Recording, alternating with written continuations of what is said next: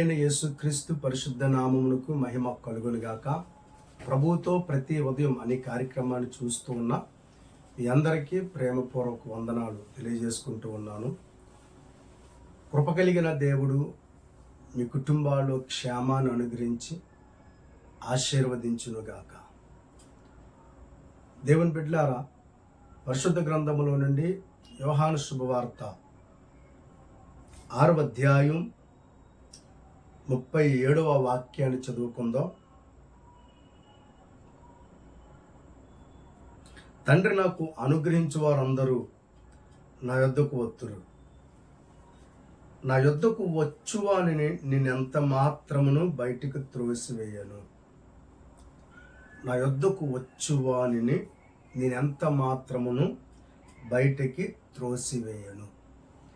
ఈ ఒక్క మాటను మనం జాగ్రత్తగా ధ్యానం చేసుకున్నట్లయితే, ఎవరైతే యేసు వైపు తిరుగుతారో, ఎవరైతే ఆయన సహాయమునికే ఆయన యొద్దకు పరుగెత్తుకుంటూ వస్తారో, ఎవరైతే ఆయన మా జీవితంలో కార్యాలు చేయగలిగినటువంటి దేవుడు ఉన్నాడని విశ్వసించి ప్రభు యొద్దకు వస్తారో, వారినందరినీ కూడా ఆయన ఏమాత్రము కూడా త్రోసివేయకుండా చేర్చుకునే దేవుడై ఉన్నాడు.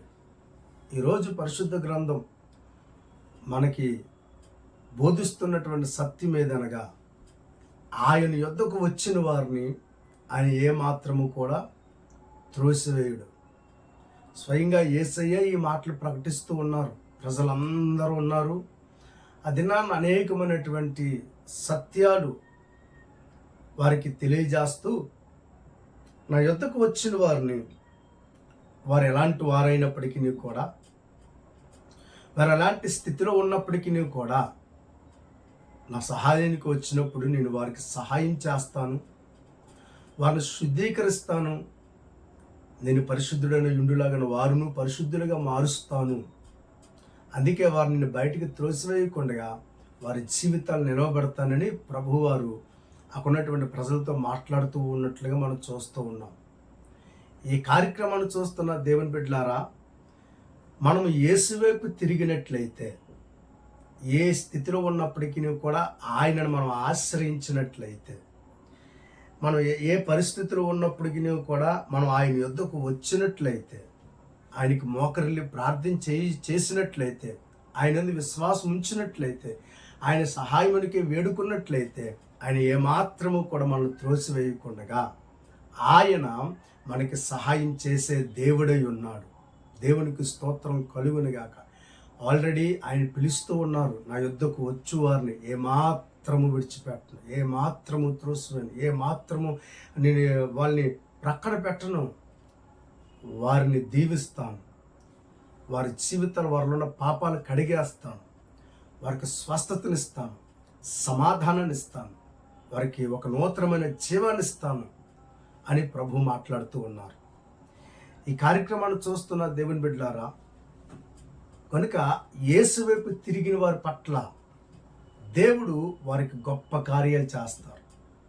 పరిశుద్ధ గ్రంథంలో ఉదాహరణకు కొన్ని మాటలు మనం ధ్యానం చేసుకున్నట్లయితే, మార్కు శుభవార్త 5వ అధ్యాయం, మార్కు శుభవార్త 5వ అధ్యాయం 25వ వాక్యములో, రక్తస్రావ రోగము కలిగినటువంటి ఒక స్త్రీ, ఆమె జీవితంలో అనేకమైనటువంటి సంవత్సరాలు, సుమారుగా 12 సంవత్సరాల నుండి భయంకరమైనటువంటి రక్తస్రావం అనేటువంటి రోగం చేత బలహీనపరచబడింది.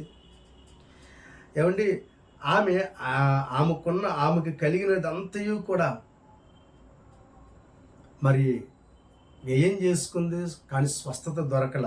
26వ వచనం కనపడుతుంది. 25వ వచనం చూసుకున్నట్లయితే, 12 ఏండ్ల నుండి రక్తస్రావ రోగము కలిగిన ఒక స్త్రీ ఉండెను. ఆమె అనేక వైద్యుల చేత ఎన్నో తిప్పలు పడి తనకు కలిగినదంతయు వ్యయము చేసుకుని ఏమాత్రము ప్రయోజనము లేక మరింత సంకటపడేను అని రాయబడింది. ఏమంటే 12 సంవత్సరాలు బట్టి ఆ వ్యాధి, ఆ బలహీనత, నలుగురిలో తిరగడానికి లేనటువంటి పరిస్థితి, ఏమంటే అవన్నీ కూడా మనం గమనించుకున్నట్లయితే ఎంతో భయంకరమైనటువంటి పరిస్థితులు ఆమె జీవితంలో ఎదురైనవి. ఆ బలహీనతలు స్వస్థత నిమిత్తం అనేకమైన వ్యాధ్యులను సంప్రదించిందంట. అంతయు కూడా శూన్యమైపోయింది. ఎంతో ధనాన్ని వ్యయం చేసింది, కానీ ఏమాత్రం కూడా ప్రయోజనం లేకపోవడం చేత మరింత బాధ, మరింత సంకటపడినట్లుగా దేవుని వాక్యములు మనం చూస్తున్నాం.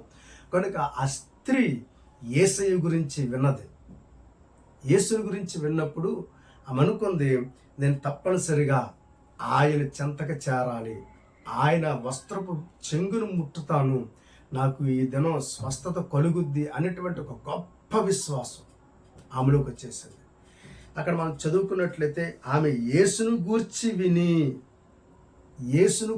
విని హల్లెలూయా, అప్పటికే అద్భుతమైన కార్యాలు, ఘనమైన కార్యాలు దేవుడు చేసుకుంటూ వెళ్తూ ఉండగా అనేకులు మరి ఆమెకి తెలియజేశారు, యేసుని గురించి సువార్తను ప్రకటించారు. ఆమె ఆ శుభవార్తని త్రోసివేయలేదు, ఆ శుభవార్తని పెడచెవిన పెట్టలేదు, విన్న శుభవార్త పట్ల విశ్వాసం ఉంచగలిగింది. కనుక ఆమె విశ్వాసం ఎలా ఉందో తెలుసా, నేను యేసయ్య దగ్గరికి వెళ్ళి వేడుకుంటాను అన్నట్టుగా లేదు. ఆయన శక్తి కలిగిన వాడు, ఆయన వస్త్రాల్లోనే శక్తి, ఆయన శక్తి కలిగిన దేవుడు కనుక ఆయన వస్త్రాలు కూడా శక్తి కలిగి ఉంటాయి అని నమ్మి మరి ఆయన వైపు తిరిగింది. దేవునికి స్తోత్రం కలుగునుగాక. కనుక వస్త్రపు చెంగు ముట్టుకుంటే స్వస్థత కలుగుద్దని ఆశపడి ఆమె యేసుని వెంబడిస్తున్నట్లుగా చూస్తున్నాం. 28వ వచనం చూడండి. నేను ఆయన వస్త్రము మాత్రము ముట్టి బాగుపడదును అనుకుని జన సమూహములలో ఆయన వెనుకకు వచ్చి ఆయన వస్త్రమును ముట్టెను. హల్లెలూయా.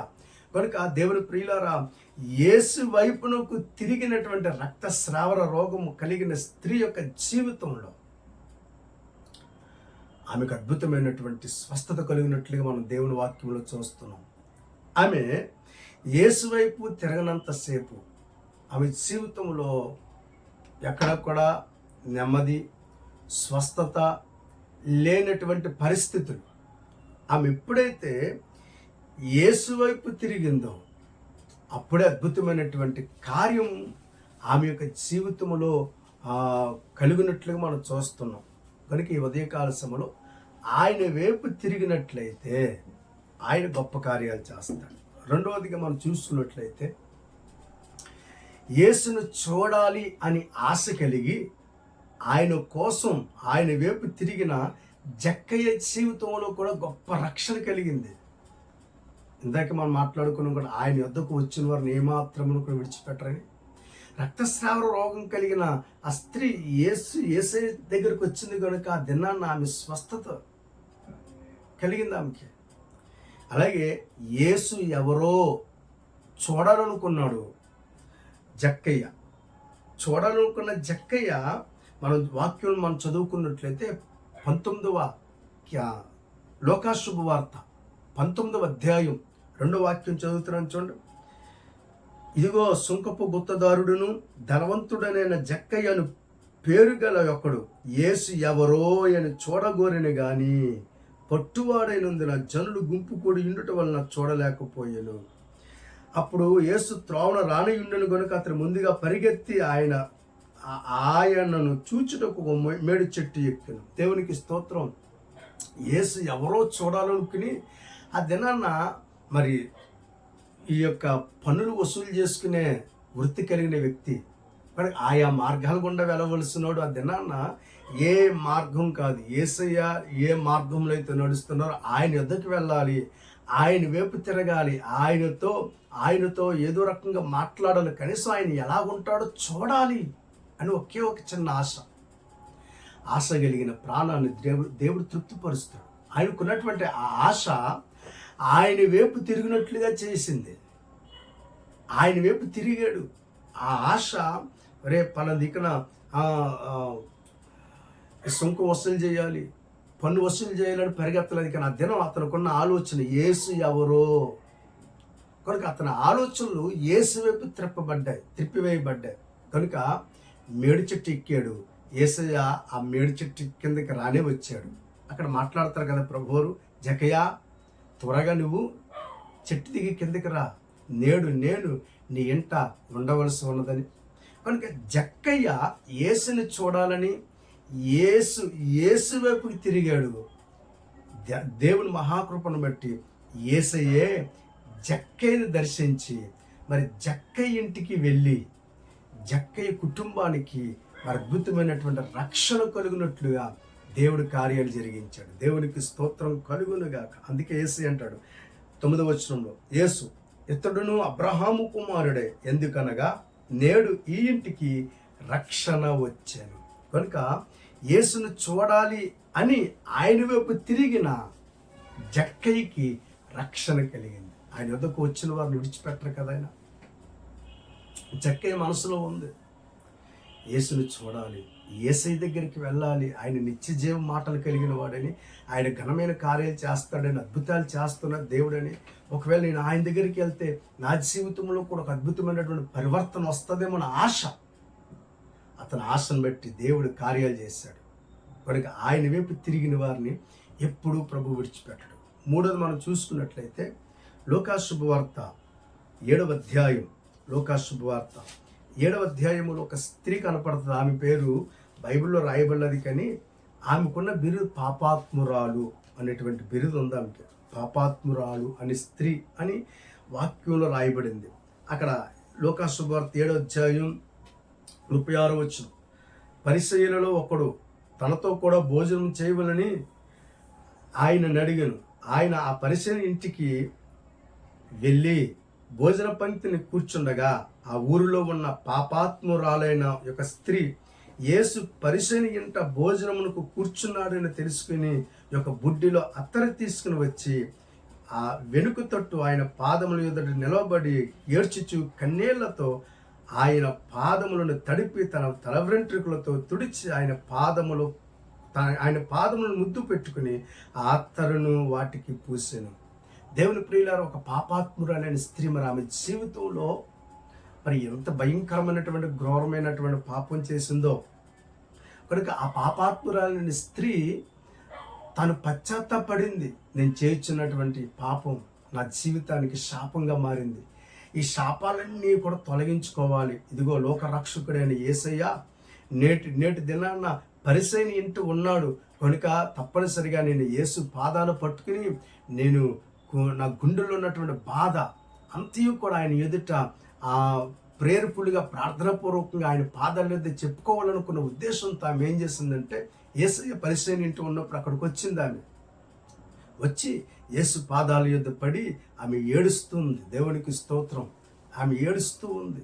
కనుక ఆ కన్నీళ్ళు అక్కడ రాయబడింది కదా, చక్కటి మాట, ఏడ్చుచు కన్నీళ్లతో అని.